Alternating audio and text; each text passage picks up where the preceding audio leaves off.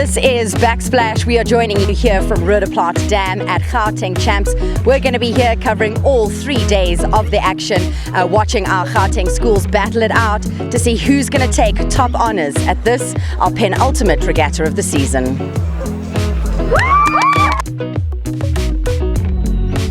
Thank you very much, Courtney. And turning your attention to the water now, we've got the junior boys under 15 octopools coming down. This is the second heat. We can see in lane 2 we've got St. Benedict dos Santos. Lane 3, a bit further down in the picture, is Parktown Boys Mitchell. Lane 4 and St. John's College Chamberlain, right next door to St. Benedict's. And lane 6, slightly out of the picture, just on the far left, is King Edward's Edgar.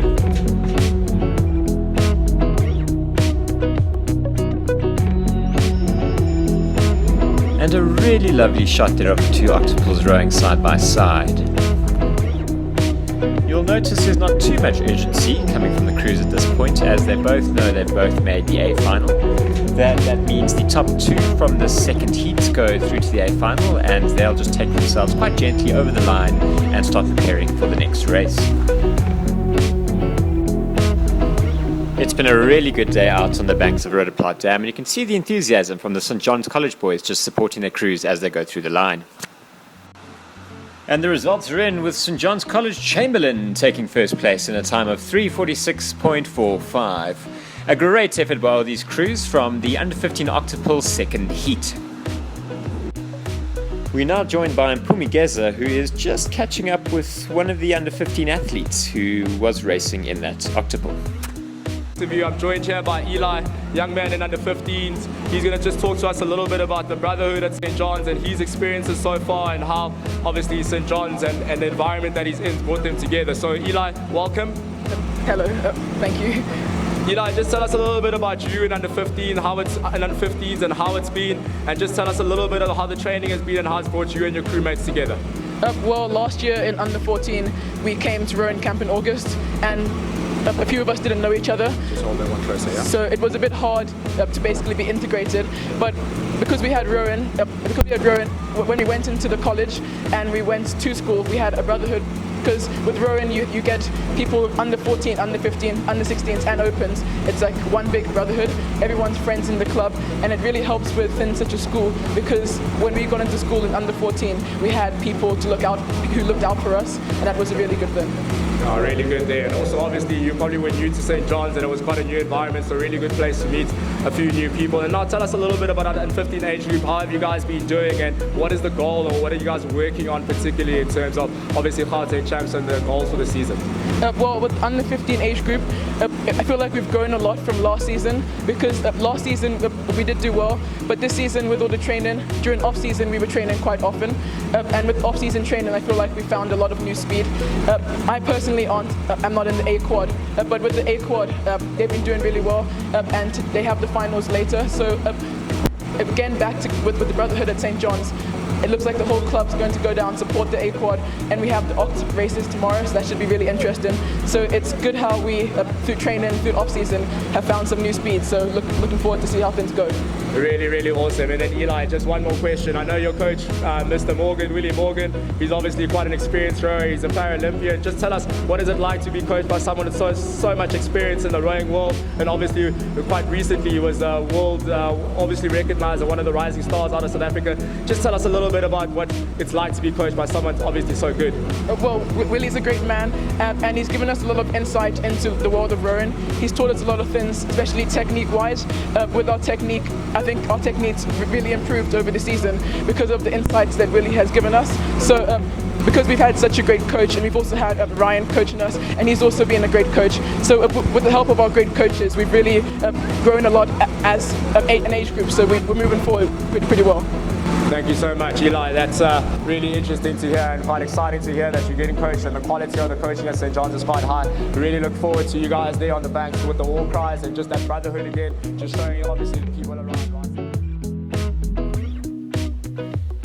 Thank you very much, Mpumi. You're right. Taking you straight back to the action. We have in front of us a very exciting race. This is the junior men's first fours, the Coxless 4 event. And looking down at the lanes now, we've got in lane 2, St. Benedict's Rodwell, lane 3, Bishop's Deans, lane 4, St. John's College Williams, lane 5, Parktown Boys Good, Lane 6, St Benedict's College Carolyn, and in lane 7 we have St John's College Chamberlain.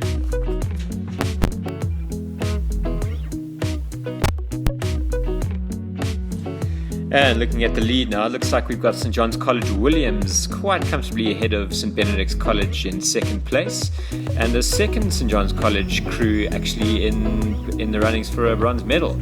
So that's good going for St John's if they can pull off 2 medals in one race. It looks like we've got Bishops trailing in 4th with Parktown in 5th and St Benedict's Rodwell in 6th place. And with the last 300 meters to go, you can really see St John's College Williams just winding it up, really taking that sprint to the line. Grant Dodds, the head coach of St John's College, will be quite happy with 2 medals in one race.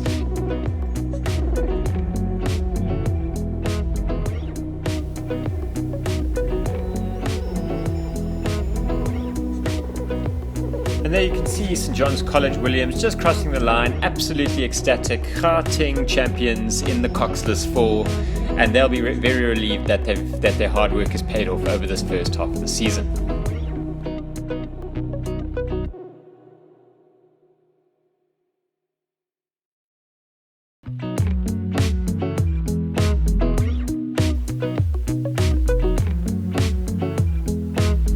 And as we see the images of Tegan Williams and his crew rowing the boat back into the banks to what will no doubt be a very happy club, we can see the results have just come in, showing some great speed from these crews, especially for this time of the year. Mpumi Geza managed to catch up with Tegan Williams, the stroke man of the men's first four, earlier on today. And I'm joined here by Tegan Williams, who's a fairly successful young man. He's been previously on the junior development tour from SASU. He's going to tell us a little bit about that. So we're going to just try and find out what that experience was like for him. And Tegan, welcome, and just tell us a little bit about who you are and tell us about your successful tour and on the SASU development. Hi, I'm Tegan Williams. I stroked the first aid of St John's College. The SASU tour was a really eye-opening experience. It just exposes you to the real standard of international rowing and the types of training that people, especially in the UK, top competitors such as those countries, how hard they train and the standard of rowing that they have around the world. It was a really successful tour. We raced some good races on the Eden Dorney course, the Bedford and Wellington regattas, and it was really good way to expand your knowledge, my knowledge and my partner Max's knowledge on what rowing is really about, all around the world. Yeah, great. Oh, really awesome. So obviously the experience there for you was quite good. You and Max are back together in the pair. You guys had a really good performance yesterday to secure the spot. Just tell us a little bit about what you and Max have been working out on or working towards, and maybe what the plan was to progress, and obviously a little bit about the final if you don't mind sharing. Yeah, I think that Max and I, we've both been wanting to win this race ever since we got in the pair, really, and I think obviously tomorrow we're aiming for that goal, but I think what we're really looking for is looking for an opportunity to put our barbell in front, really just put ourselves out there and just not to be afraid of the hurt, just put yourself in the hurt, do what you need to do to get the results that you want. Yeah. Cool, there you go, ladies and gents. Obviously not giving too much on the race plan, but thank you, Tegan, for joining us. That was just a quick conversation with St John's College rising star here. Really talented young man, really good performance yesterday in the pair, and obviously we look forward to seeing him in the Coxless 4 and in the 8 later on.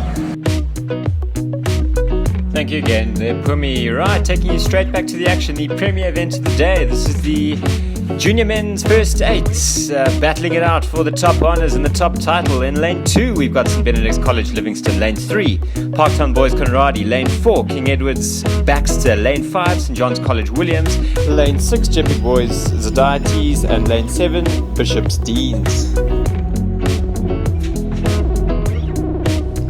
And we can see King Edward Baxter really taking this race by the scruff of the neck, already having had quite a stellar season so far. Followed in second place by St Benedict's College Livingston and third place St John's College Williams.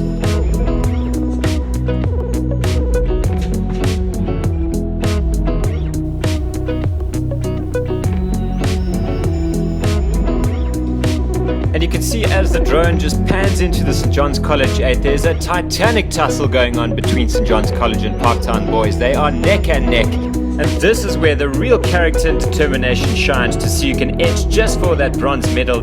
They'll be gunning it out full tilt at the moment. It's St. John's College versus Parktown boys for that bronze medal. Who is going to take it?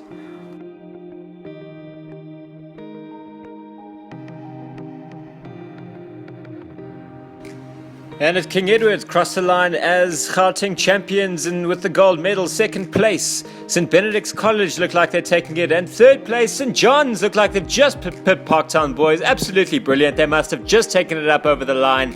And a really well-deserved bronze medal by St. John's College.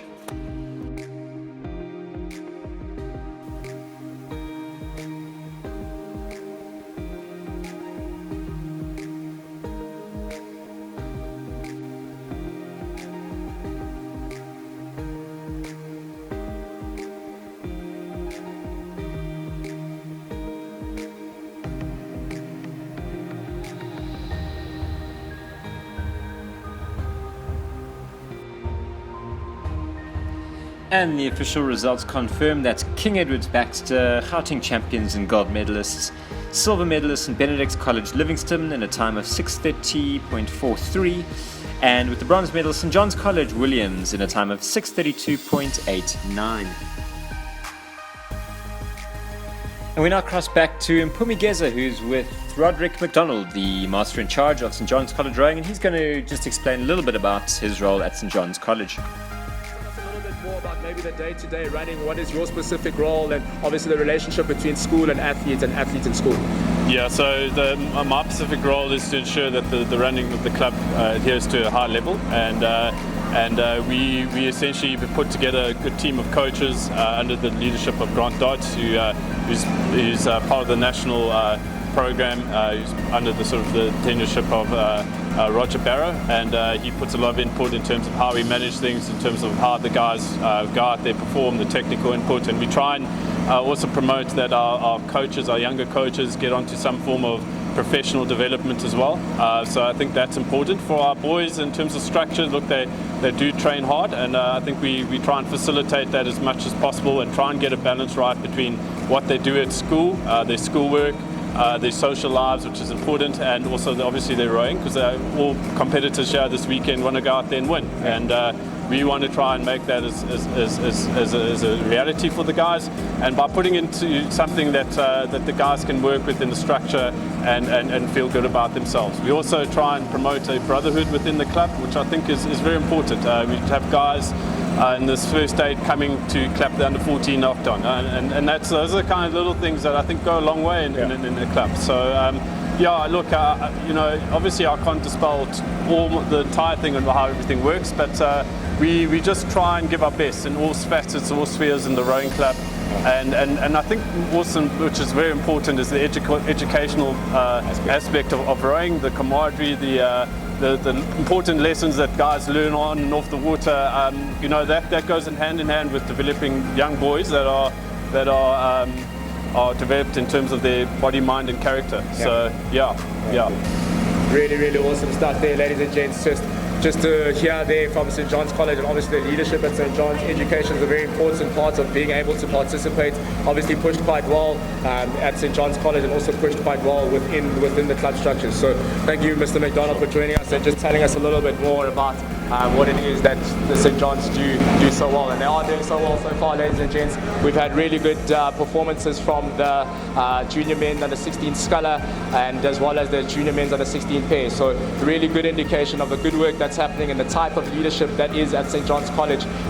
Really looking forward to the rest of the racing from St. John's particularly, but as well really looking forward to the competition and also the level of competitiveness within obviously junior rowing. So that's going to be it for me for now. I'll definitely be walking around talking a little bit about what's happening within and around the regatta, and obviously trying to catch up with as many people as possible. Thanks.